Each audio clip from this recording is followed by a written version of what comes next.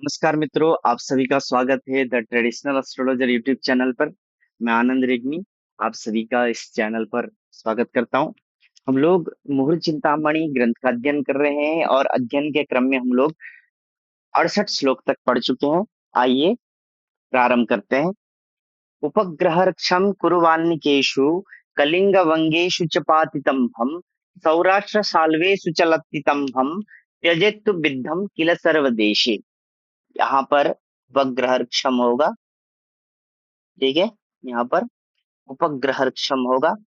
तो यहाँ पर बताया गया कि जो हम लोग इससे पूर्व में जो दोष पढ़ रहे थे अथवा उसका परिहार पढ़ रहे थे, उसी में ये कुछ एक्स्ट्रा भी यहाँ पर इंक्लूड किए कि उपग्रहर्क्षम कुरु वानिकेशु, कुरु देश और वानिक देश में उपग्रहर्क्षम, उपग्रह जो दोष होता है उसको क्या किया जाता है, त्यागा जाता है। अब ये कुरु देश क्या है? कुरु देश जो है ये दिल्ली हरियाणा इत्यादि का जो कुरुक्षेत्र वाला जो भाग है वह हो जाएगा, और वानिक यानी कि जो अफगानिस्तान कश्मीर इधर का जो भाग है वह क्या हो जाएगा, वानिक देश हो जाएगा। तो इन दो देशों में उपग्रह जो दोष होता है उसको त्यागना चाहिए। फिर कहा कि कलिंग बंगेशु च पातितम हम, कलिंग बंगेशु, कलिंग अर्थात जो ये उड़ीसा आंध्र प्रदेश इत्यादि का भाग है और बंगाल का जो साइड है बंगा, तो इनमें पातितम हम, जो पात जो नक्षत्र है, भम अर्थात नक्षत्रम, जो पात नक्षत्र है उसको त्याग देना चाहिए। फिर सौराष्ट्र साल्वे सुचलत्तितम हम, सौराष्ट्र ये गुजरात साइड और साल्वा राजस्थान साइड, लत्तितम हम, लत्तित अर्थात जो लत्ता युक्त, जो नक्षत्र वाला जो लत्ता दोष से युक्त है उसको त्यजे, त्याग देना चाहिए। और विद्धम किल सर्वदेशे, सर्वदेशे किल विद्धम, सभी देशों में जो है वह जो वेद युक्त जो नक्षत्र होता है उसको हम लोग क्या कर देना चाहिए कि सभी देशों में उसको त्यजे, त्याग देना चाहिए। आगे देखते हैं। फिर यहाँ पर दश योग दोषों के बारे में बताया गया है, जिसमें 10 योगों के नाम बताए गए हैं और किस किस चीज से वहां पर भय होगा इसके बारे में यहाँ पर बताया गया है। तो इसकी जो विधि है यहाँ पर बताई गई है। शशांक सूर्यर्क्ष युतिर्भसे से खम्भो युगाग्नि दशेश तिथिया नागेन्दवों केन्दु मिता नकाश्यत भवंती चैते 10 योग संज्ञा। शशांक सूर्य युते, इसकी मैं विधि एक बार आप लोगों को बता देता हूँ। जो जिस भी दिन आप विवाह का समय निकालने वाले हैं उस दिन चंद्रमा और सूर्य दोनों जिस जिस भी नक्षत्र में है उन नक्षत्रों की संख्याओं को आप लोगों को ले लेना है। उसके बाद उन दोनों को जोड़ देना है। जोड़ने के बाद 27 से भाग दे देना है। 27 से भाग देने के बाद यहाँ पर कुछ संख्याएं दी गई है, वो संख्याओं में अगर शेष रहते हैं तो वहां पर 10 योग बताए गए हैं। तो हम लोग देखते हैं। शशांक अर्थात चंद्रमा और सूर्य, ये जो दो ग्रह है उनसे ऋक्षा, वह जिस भी नक्षत्र में बैठे हुए हैं उन दोनों नक्षत्रों की संख्याओं को क्या करना है, युतः, युत कर देना है, जोड़ देना है। जोड़ देने के बाद भ अर्थात नक्षत्र, नक्षत्रों की संख्या कितनी है, 27 है। तो 27 से क्या कर देना है, भाग दे देना है। भाग देने पर शेषे अर्थात शेष में, तो शेष से जब लिख दिया गया है तो ये समझ में आ गया कि लब्धि से हम लोगों को कोई लेना देना नहीं है। तो यहाँ पर ख अर्थात शून्य, शेष अगर शून्य बचे तो एक चीज हो गया। फिर भू अगर एक बचे तो दूसरा योग हो गया। युग 4 शेष बचे तो ये तीसरा योग हो गया। अंग 6 शेष बचे तो चौथा योग हो गया। दश 10 शेष बच गया तो ये पांचवा योग हो गया। इसी प्रकार से अगर ईश अर्थात 11 शेष बचा तो ये छठवां योग बन जाएगा। और तिथि 15 शेष बचा तो ये सातवां योग बन जाएगा। उसी प्रकार से नागेंदवः, नाग अर्थात 8, इंदु मतलब 9, सॉरी इंदु मतलब 1, अंका नाम वामतो गति। तो ऐसे अगर नागेंदवः, अगर कितना शेष बच रहा है, 18 शेष बच जाए, ठीक है, 18 शेष बच जाए तो ये बन जाएगा आठवां योग। उसके बाद अंक अर्थात 9 और इंदु 1, अंका नाम वामतो गति 19 हो गया। 19 शेष बचता है तो नौवा योग बनेगा। और नख अर्थात अगर 20 शेष बचता है तो ये 10वां योग बन जाएगा। नख अर्थात नाखून, हाथ के 10 और पैर के 10। तो ऐसा करके मित अर्थात तुल्य, इतनी इतनी संख्या में अगर योग बचते हैं तो एते दस योग संज्ञा भवन्ति। एते ये पूर्वोक्ता दस योग संज्ञा भवन्ति, ये जो पूर्व में जो बताए गए हैं वह कितने होंगे, 10 योग रूपी संज्ञा होंगे। अब वो 10 योग क्या होंगे, तो उनके नाम जो है वह अगले श्लोक में बताए गए हैं। तो इसको हम लोग देखते हैं। वाता भ्राग्नि महिपचोर मरणम ऋग्वज्रवादाः क्षत्रियोगांके दलिते समे मनुयुते थौजे तु सैकेर्धिते भम दास्रादथ संमितास्तु मनुभि रेखाः क्रमात् समलिखेत् वेदोऽस्मिन् ग्रहचन्द्रयोर्न सुबधः स्यात् एकरेखास्तयोः। वात, वात अर्थात वायु। फिर आया अभ्र, अभ्र अर्थात मेघ, अग्नि, महीप राजा महीपति, चोर मरण, रुक रोग, वज्र, वज्र वही हानि, और उसके बाद वाद, कलह इत्यादि, और क्षति अर्थात नाश। तो ये जो चीजें हैं ये क्या होंगे, क्रमशः योग बनेंगे। कैसे बनेंगे, तो इससे पूर्व वाले श्लोक में हम लोग देखे थे। सबसे पहले क्या था, खम्भु युगाग्नि दशेश द्वितीयः। तो अगर ख अर्थात शून्य, शून्य शेष बचता है तो कौन सा योग बनेगा, वात अर्थात वायु वाला बनेगा, वात अर्थात वायु बनेगा। फिर उसके बाद दूसरा था भू, अगर एक शेष बचता है तो अभ्र अर्थात मेघ, अभ्र अर्थात मेघ। उसके बाद भू युगाग्नि, युग था, युग अर्थात चार, अगर चार शेष बचता है तो क्या बन जाएगा, अग्नि। उसके बाद अंग था, अगर छह शेष बचता है तो क्या हो जाएगा, महीप हो जाएगा, यानी कि राजा। उसके बाद दशेष तिथि, अगर 10 शेष बचता है तो चोर, चोर योग हो जाएगा। उसके बाद ईश, 11 शेष बचता है तो मरणम, मरण संज्ञा हो जाएगी। उसके बाद तिथि अर्थात 15 शेष बचता है तो रुक, रुक संज्ञा हो जाएगा। इसी प्रकार से नागेंदवः, नागेंदव अर्थात 18, 18 शेष बचता है तो वज्र योग हो जाएगा। 19 शेष बचता है तो वाद योग हो जाएगा, और 20 शेष बचता है तो क्षति, क्षति संज्ञा हो जाएगा। तो ये जो 10 जो योग है यह भी क्या होते हैं, खराब होते हैं। तो जिस दिन ये आए तो इनको भी त्याग देना चाहिए। उसके बाद दूसरा चीज बता रहे हैं कि योगांके दलिते समय मनुयुते थौजे तु सैकेर्दिते। योगांके, जब आप सूर्य और चंद्रमा के नक्षत्रों की जो भी संख्या है उसका योग करें तो उस अंक में अगर यदि क्या आए, समय सम आए, यानी कि 2 4 6 8 10 ऐसी संख्याओं में आए तो उसको पहले क्या कर देना चाहिए, दलिते, उसको आधा कर देना चाहिए। जैसे एक एग्जांपल, अगर 20 आता है तो 20 का आधा करके 10 लिखेंगे। फिर उसमें मनुयुते, मनु अर्थात 14 को युत कर देंगे, क्या कर देंगे, जोड़ देंगे। फिर ये तो सम के लिए हुआ। अतः ओजे, अगर विषम आता है जोड़ने पर तो कागी सही का एक को युक्त कर देंगे, मतलब एक को जोड़ देंगे। मान लीजिए अगर 15 आया है तो 15 में क्या कर देंगे, एक को जोड़ देंगे तो 16 हो गया। फिर तब उसका आधा करेंगे, अर्धिते, फिर उसका आधा करेंगे। अब ये इसका फल क्या, तो कहा कि दासरात भम संमितास्तु मनुभिः रेखा क्रमात् समलिखेत। मनुभिः संमितास्तु रेखाः क्रमात् समलिखेत दासरात भम। अब यहाँ पर मनुभिः रेखाः क्रमात् समलिखेत, मनु अर्थात 14, 14 संख्या में यहाँ पर क्रमात् रेखा समलिखित, रेखाओं को लिख देना चाहिए, 14 बार में रेखाओं को लिख देना चाहिए। और उसमें दासरात भम, दासरात भम, दासरात नक्षत्रम योजनीयम, दासरा अर्थात अश्विनी से नक्षत्रों को लेना चाहिए। अर्थात अगर यहाँ पर आप जब जोड़ रहे हैं तब अगर जितनी संख्या आती है उस संख्या के हिसाब से वहां पर नक्षत्र लिखना चाहिए। मान लीजिए कि अगर आप यहाँ पर जब आधा करते हैं तो उस समय में कितना शेष बच जाए, तो वहां पर मान लीजिए 4 अगर शेष बचता है तो चौथा नक्षत्र अश्विनी भरणी कृत्तिका रोहिणी, तो रोहिणी से लिखेंगे। तो उसको लिखने का कैसे होगा, यहाँ पर आप रोहिणी लिखेंगे और उसके बाद यहाँ पर आप मृग ऐसे लाइन देंगे, फिर यहाँ पर मृगशीरा लिखेंगे, इसी प्रकार से यहाँ पर आद्रा लिखेंगे, फिर ऐसे रेखा लेंगे और यहाँ पर पुनर्वसु को लिखेंगे। तो अब इसका फल क्या, तो कहा कि वेद अस्मिन, अस्मिन वेदे, यह जो वेद है इसमें ग्रह चंद्रयो हो एक रेखास्तयो हो सुबदह न स्यात्। एक रेखास्तयो हो, एक रेखा में अगर स्थित है कौन, तो कहा कि ग्रह चंद्रयोः, ग्रह और चंद्रमा एक रेखा में स्थित है तो शुभदः न स्यात्, शुभ नहीं होता है। जैसे यहाँ पर मान लीजिए चंद्रमा बैठा है और यहाँ पर ग्रह बैठे हुए हैं, तो उसको शुभ नहीं माना जाएगा, तो इसको भी क्या कर देना चाहिए, त्याग देना चाहिए। इसके बाद आगे देखते हैं। अब यहाँ पर बाण दोष के बारे में बताया गया। यहाँ पर दो प्रकार के बाण दोष होते हैं, एक दक्षिण भारत में जो प्रसिद्ध है और एक जो उत्तर भारत में प्रसिद्ध है। तो पहले यहाँ पर दाक्षिणात्य प्रसिद्ध लिखा हुआ है, दक्षिण भारत में जो प्रसिद्ध है उसको हम लोग देखते हैं।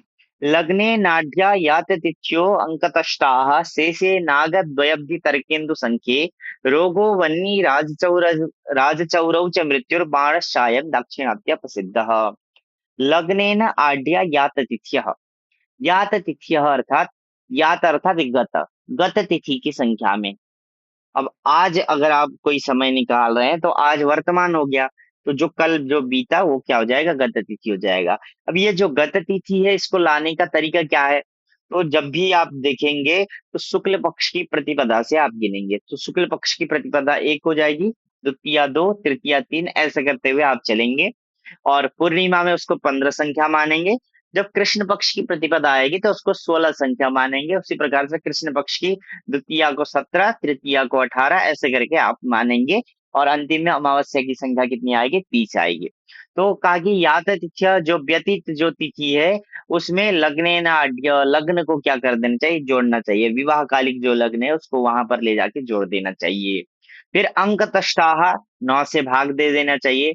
9 से भाग देने के बाद यहाँ पर भी लब्धि का कोई महत्व नहीं है। शेष अगर कितना कितना बचता है, नाग अर्थात 8, नाग अर्थात 8, दुई मतलब 2, अवधि मतलब 4, तर्क 6, इंदु 1, इतनी इतनी संख्या में अगर शेष बचते हैं तो क्या होगा, तो कहा कि क्रमशः रोग होगा, वन्य होगा, राज होगा, चौर होगा और मृत्यु। जैसे अगर नाग अर्थात 8 शेष बचता है तो कौन सा बाण होगा, रोग बाण होगा। द्वि 2 शेष बचता है तो वन्य अर्थात अग्नि बाण होगा। अवधि 4 शेष बचता है तो राजबाण होगा। तर्क 6 शेष बचता है तो चौर चोर बाण होगा। और इसी प्रकार से इंदु 1 शेष बचता है तो मृत्यु मृत्यु बाण होगा। अयम दाक्षिणात्य प्रसिद्ध, यह जो बाण है यह कहाँ पर है, दाक्षिणात्य प्रसिद्ध, दक्षिण देश में प्रसिद्ध है। तो इसको हम लोग इससे ये समझ सकते हैं कि नॉर्थ जो इंडिया है वहां पर कुछ और प्रसिद्ध है। तो यहाँ पर मैंने एक काल्पनिक उदाहरण दिया हुआ है, तो ये इसको हम लोग देखते हैं। जैसे यहाँ पर मैंने मान लिया कि चौथा जो है वो लग्न है, इसको केवल आप लोगों को समझाने के लिए यहाँ पर लिखा है। फिर उसके बाद यहाँ पर यात तिथि, व्यतीत तिथि मैंने मान लिया कि 7 जो है, सप्तमी जो है वह व्यतीत तिथि है। तो 4 7 कितना हो जाएगा, 11 हो जाएगा, यहाँ पर 11 लिखा हुआ है। फिर अंक तष्टाह, 9 से भाग दे दिया तो 9 एकम 9 हो जाएगा, शेष बच जाएगा 2। तो यहाँ पर 2 शेष बचने पर क्या कहा, अग्नि बाण बताया गया। इसी प्रकार से अगर मान लीजिए यहाँ पर जो संख्या 8, 2, 4, 6, 1, इनमें से कोई भी न शेष बचे, इसके अलावा कुछ और ही शेष बच जाए, मान लीजिए 3 शेष बचता है यहाँ पर, तो ये समझना चाहिए कि उस दिन कोई भी बाण नहीं है। तो इसको इसी प्रकार से समझा जाता है। आगे देखते हैं। अब यहाँ पर जो अ, इधर हमारे नॉर्थ इंडिया में जो प्रसिद्ध है उसको हम लोग देखते हैं। रसगुण शशि नागाब्दाढ्य संक्रांति यातांशकमिति रथ तष्टांग यदा पंचशेषाः रुगनल नृपचौरा मृत्यु संज्ञस्य बाणो नवरित सरशेषे शेषगाक्ये सशल्यः। अब यहाँ पर भी कहा कि यातांशकम, संक्रांति यातांशकम, यहाँ पर आप लोग देखेंगे संक्रांति यातांशकम, सूर्य की संक्रांति ही प्रसिद्ध है यहाँ पर। सूर्य की संक्रांति के जितने यात अंश, जितने अंश बीत चुके हों, मान लीजिए अगर आप आज 18 अंश चल रहा है सूर्य का, तो सूर्य के 17 अंश क्या हो गए, व्यतीत अंश हो गए। आप लोगों को ये पता ही है कि सूर्य एक दिन में एक ही अंश चलता है, तो उसी हिसाब से हम लोग पंचांग में देख लेंगे, उसमें राशि अंश कला विकला लिखा होता है। तो सूर्य का जो भी व्यतीत जो अंश है, ठीक है, सूर्य का जो भी व्यतीत जो अंश है उसको हम लोग क्या कर लेंगे, 5 जगह पर लिखेंगे। 5 जगह पर लिखने के बाद क्या करेंगे, एक जगह रस अर्थात 6 हो जाएगा, दूसरी जगह गुण अर्थात 3 हो जाएगा, फिर शशि मतलब 1, नाग अर्थात 8 और अवधि मतलब 4। इसको क्या करेंगे, आढ़ जोड़ देंगे। अभी मैं उदाहरण के माध्यम से भी आप लोगों को समझाऊंगा। सबसे पहले आप क्या करेंगे, सूर्य का जो बीता हुआ अंश है उसको 5 जगह रखेंगे। एक जगह पर 6 जोड़ेंगे, एक जगह पर गुण अर्थात 3 जोड़ेंगे, एक जगह पर शशि मतलब 1 जोड़ेंगे, एक जगह पर नाग मतलब 8 जोड़ेंगे और एक जगह पर अवधि अर्थात 4 को क्या कर देंगे, 8 अर्थात जोड़ देंगे। फिर कहा कि शकम इति अर्थात तष्टांके यदा पंचशेषाः। फिर कहा कि अंक ही तष्ट, इसको भी क्या कर देना है आप लोगों को, अंक अर्थात 9 से तष्ट भाग दे देना है। जब 9 से भाग दे देंगे तो यदा पंचशेषाः, यदा जब पंचशेषाः अगर 5 शेष बचता है तो वहां पर क्रमशः कौन कौन से बाण हो जाएंगे, रुग नल नृपचौरा मृत्यु संज्ञश्च बाणो नवरित सरसेशे शेष कैके ससल्यः। अब यहाँ पर क्या किया गया, अगर पहला जो स्थान है, पहले स्थान में अगर 5 शेष बचता है तो कौन सा बाण हो जाएगा, रुग अर्थात रोग बाण हो जाएगा। अगर जिसमें आपने 3 जोड़ा उस वाले में अगर 5 शेष बचता है तो अनल, ठीक है, अनल अर्थात अग्नि, अग्नि बाण हो जाएगा। अगर जिसमें आपने शशि अर्थात 1 जोड़ा है उसमें अगर 5 शेष बचता तो नृप राजबाण होता। 8 जोड़ने वाली जगह पर 5 शेष बचेगा तो चौरा चोर बाण होगा और इसी प्रकार से अवधि 4 जोड़ने वाली जगह पर अगर 5 शेष बचता है तो मृत्यु संज्ञश्च बाण, मृत्यु संज्ञक बाण होगा। तो इसको इस प्रकार से जानना चाहिए, इसको उदाहरण के माध्यम से भी अभी मैं बताऊंगा। फिर कहा कि नवरित सरशेषे शेष कैके सशल्यः, नवरित सरशेषे शेष कैके सशल्यः। अब यहाँ पर जितना भी जो योग बनेगा, जितना भी योग बनेगा जो शेष बचता है उसको आप लोग क्या करेंगे, नव, जो भी शेष बचेगा उसको नवरित, 9 से क्या कर देंगे, रित अर्थात भाग दे देंगे। और उसमें सर शेषे, अगर 9 से भाग दे देने के बाद 5 शेष बचता है तो शेष गई के सशल्य, ठीक है। 5 जब आप दे देंगे, जब उसमें क्या कर देंगे, सरशेषे, यानी कि 5 का शेष बचने पर, ठीक है।